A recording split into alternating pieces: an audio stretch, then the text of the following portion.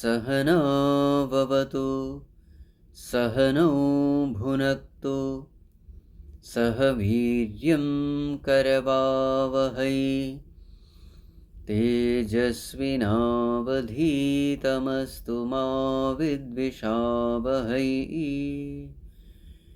ॐ शान्ति शान्ति शान्तिः। सदाशिवसमारम्भां शङ्कराचार्यमध्यमाम् अस्मदाचार्यपर्यन्तां वन्दे गुरुपरम्पराम्।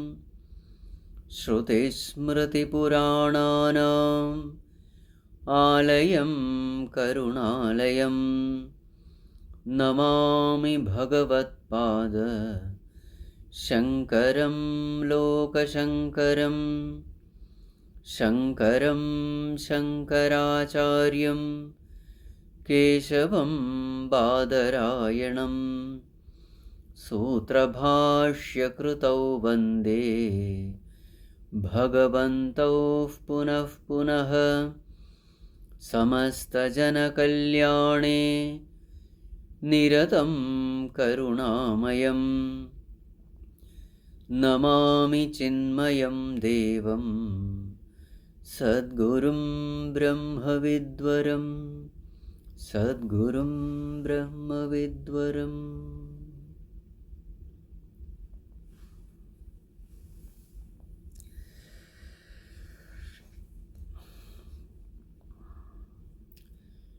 The first line of Dhanyashtakam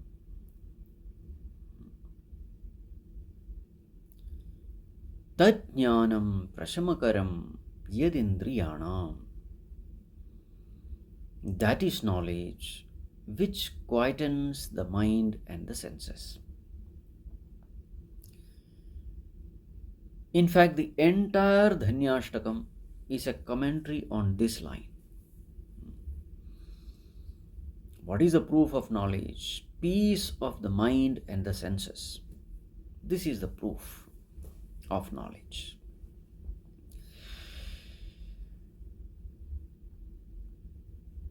So what should we do in order to attain this peace? There are two things which we have to do. Number one, detaching from the world. Number two, attaching to God. But in order to detach from the world, it is possible only when we intelligently handle situations in the world. What will happen when we unintelligently handle worldly situations? Then what happens is, mind becomes filled with all kinds of disturbances. What are the disturbances? Ragadvesha, Kamakrodha, Ahankara, Mamakara. These are all the disturbances.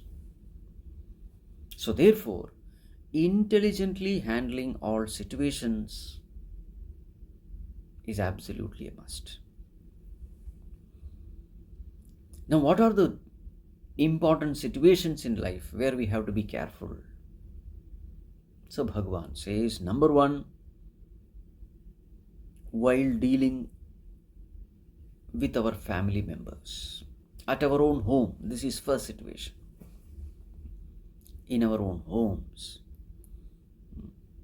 Number 2, in the workplace while performing action. And number 3, handling worries and anxieties regarding the future. These are the 3 situations which are discussed here. So at home, what is the right attitude? Healthy detachment from things, beings and situations. That is the right attitude at home. What should be the right attitude at workplace while performing our duties, responsibilities, while performing actions? What should be the right attitude? So the right attitude is the attitude of Karma Yoga. Considering oneself as an instrument in the hands of the Lord. Being free from all sense of doership. This will be the right attitude. And the third situation is how to handle the worries and anxieties of the future. So this is done by handling the 3 desires. What are they? Putreshana, Vitteshana and Lokeshana. Putreshana, desire for progeny. Vitteshana, desire for wealth. Lokeshana, desire for recognition, acceptance in the society. So these are the sources which can disturb our mind, taking our mind to the future. So how to handle these disturbances? These disturbances will have to be handled bhaikshyamrtena parikalpita deha yatra, by Ishvara prasada buddhi. There is a Lord who is beautifully taking care of this world. He is our well-wisher. So with this faith in this perfect Lord who is taking care of this world perfectly, with this faith we will have to quieten the mind from worries and anxieties of the future. In this way, when the mind has been trained to beautifully handle the worldly situations, such a beautifully trained mind becomes a pure mind, and such a pure mind is able to meditate upon that highest reality, which is very, very subtle, which cannot be described in words, which has to be intuitively experienced only through a pure mind. What is the difficulty in understanding that great truth?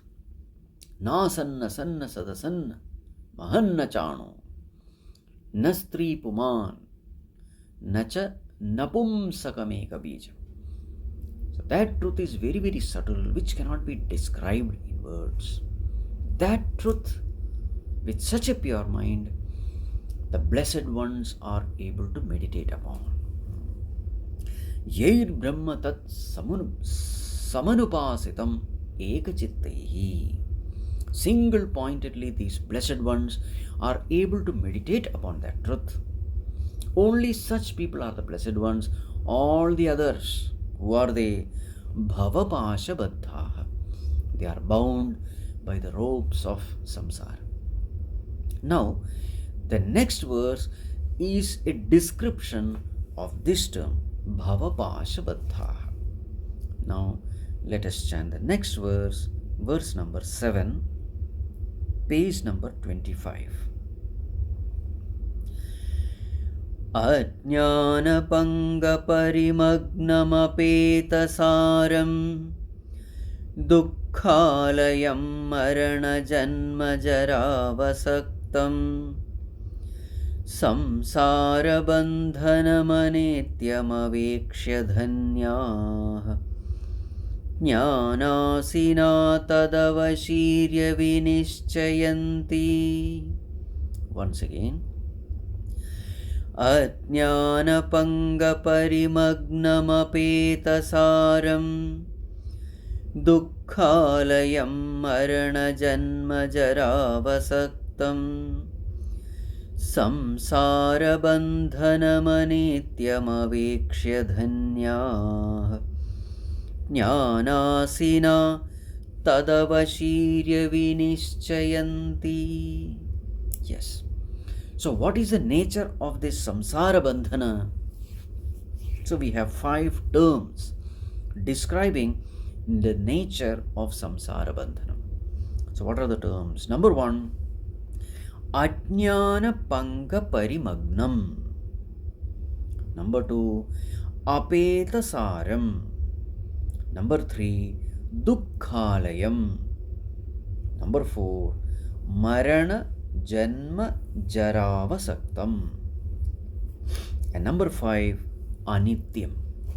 So these are the characteristics of samsara bandhana. So samsara bandhana means bondage of samsara. So how is this bondage experienced?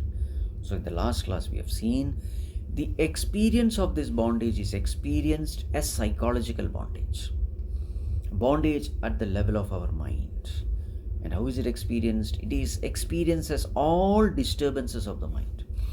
Worry, tension, anxiety. Bandhana means helplessness. I want peace, but I am not able to gain that peace. That helplessness is called bondage. I don't want worries and tension, but I am helplessly worrying and getting tensed. So this helplessness, this lack of freedom is called bondage. So what is the cause of this bondage? So see the first, ajnana panga parimagnam. This bondage is due to ajnanam. Ajnanam means what? Ignorance. Ignorance of the self. The wrong notion about oneself is the source of all disturbances of the mind. So what is that wrong notion? The wrong notion that I am this body. This wrong notion must go. So what happens when we have this wrong notion? Instead of considering ourselves as pure consciousness, we consider ourselves as this body, and from this body identification is born ego in us, and this ego creates all trouble for us. So what is said here? This ajnanam is like a pangam. Pangam means slushy mud, marshy land. Pangam. So what happens when we walk over this marshy land, slushy mud? Number 1, we become dirty. And number 2, we slowly start sinking in this marshy land. Parimagnam, it is said. Parimagnam means, magnam means sinking. Sinking into this land. And the greatest tragedy is, the more and more we try to come out of it, the more and more we sink. All efforts to come out of this slushy mud, all efforts in turn help us only in getting submerged, getting sunk, like this marshy land or quicksand. In the same way, in this world also, with our ego and egocentric desires, when we live in this world, protecting the ego, inflating the ego, trying to live as an ego, when we live in this world, we are only creating more and more trouble for ourselves.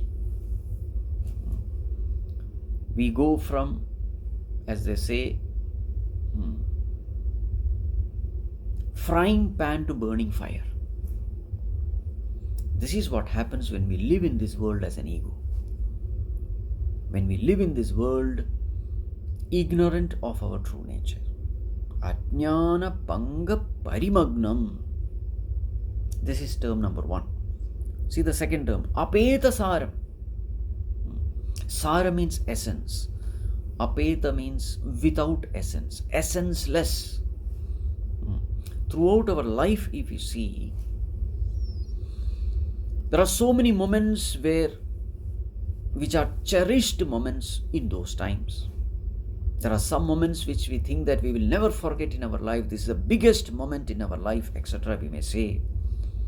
But over a period of time, 5 years, 10 years, 20 years, 30 years, and when we look back, we find that those moments are no more thrilling, no more exciting. They are no more cherishable moments. They become insignificant moments. But at that time, I thought this was the greatest moment in my life. But over a period of time, all those moments become insignificant, unimportant, essenceless moments of my life. This is samsara. Apetasara. Nothing is important. Nothing is significant. Then dukkhalayam. Dukkha alayam. Alayam means abode. Abode of sorrow. Dukkham. That is the nature of this worldly existence. In this world, there are only two situations, two states, dukkham and sukham, sorrow and joy. Sorrow is anyway sorrowful. What about joy? Very strange thing about this world is, even the so-called joys of life also slowly gravitate towards sorrow. It's a very strange thing about this life. That which we think is joyful, when we start analyzing it, we find that that joy is also giving us sorrow only. For example, that thing which I am most liking, that very thing gives me sorrow. That person whom I am attached to, whom I love the most, the greatest sorrow also comes from the same person. Everything being a situation which gives us greatest joy, slowly we find that those very same things, beings and situations are giving us greatest sorrow also. Therefore, sorrow is anyway sorrow. The joys are also nothing but sorrow in disguise. Therefore, this world is called dukkhalayam. And what is the characteristics of this worldly existence? Marana, Janma, Jaravasaktam. Avasaktam, associated with Marana, death, Janma, birth, Jara, old age. So these are all the characteristics of worldly existence. There's a pain of birth, there's a pain of death, there's a pain of old age, there's a pain of disease. They're all different pains, and nobody can escape from it. This is the nature of samsara.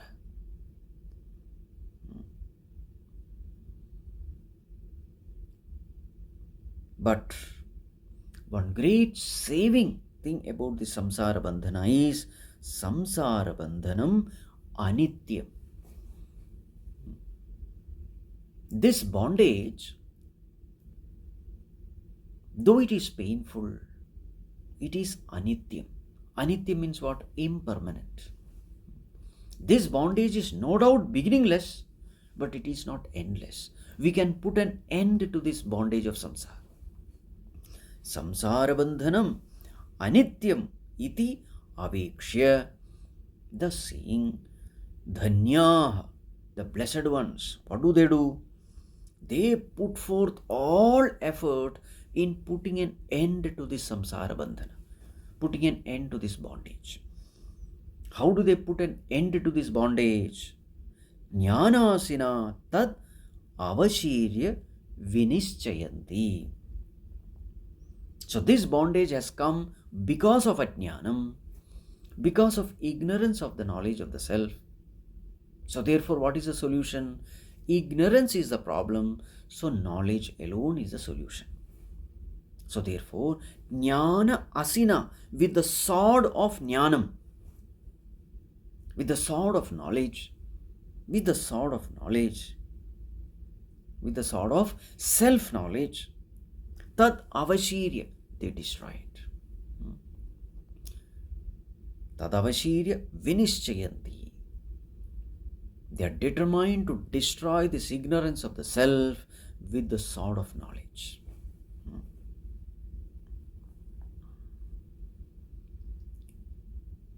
Asanga shastrena dridhena chitva in Bhagavad Gita 15th chapter. There it is called as Asanga Shastra, the weapon of detachment. Here it is the sword of knowledge. There it is Vairagya, weapon is called as Vairagya, here the weapon is called as Jnana. Actually both are one and the same. Vairagya born out of Jnana. So Jnana and Vairagya, they are not two different things, they are basically same thing. The more and more you gain the knowledge of the self, the more and more Vairagya or dispassion from the world becomes automatic. So what do the wise people do? The wise people, they dedicate their life. Vinishchayanti means what? Dedicating their life. Every situation they make use of in gaining this knowledge. Because they know the importance of this knowledge. This knowledge alone can destroy all my sufferings in life. All the other means are only temporary means, superficial means. They may not stay for long, but this method of putting an end to all sufferings, this method, the method of knowledge alone is a permanent way. Therefore, they dedicate this life in order to gain this knowledge. For that, they convert every situation as an opportunity to gain this knowledge. Ajnana panga parimagnam apetasaram dukkhalayam marana janma jaravasaktam samsarabandhanam anityam avekshadhanyaha jnanasina tadavashirya vinishchayanti. So such people alone are the blessed ones who have a purpose in life, a purpose which is born out of the study of scriptures, a purpose which is born out of association with the wise people. All others are living a purposeless life. This is the point. So who are the blessed ones? The blessed ones are the ones who clearly understand the purpose of life. And the purpose of life is only to become free from this bondage of samsara. And for that, we have to put effort in the right direction. And where do we get the right direction? Right direction we get only from the scriptures. And how are we able to understand the scriptures? Only by associating ourselves with the wise people in the society. So that becomes the content of the next verse. So the blessed ones, they associate themselves with the wise people in the society, and thus they gain this knowledge. That is the essence of the next verse, which we will see in the next class.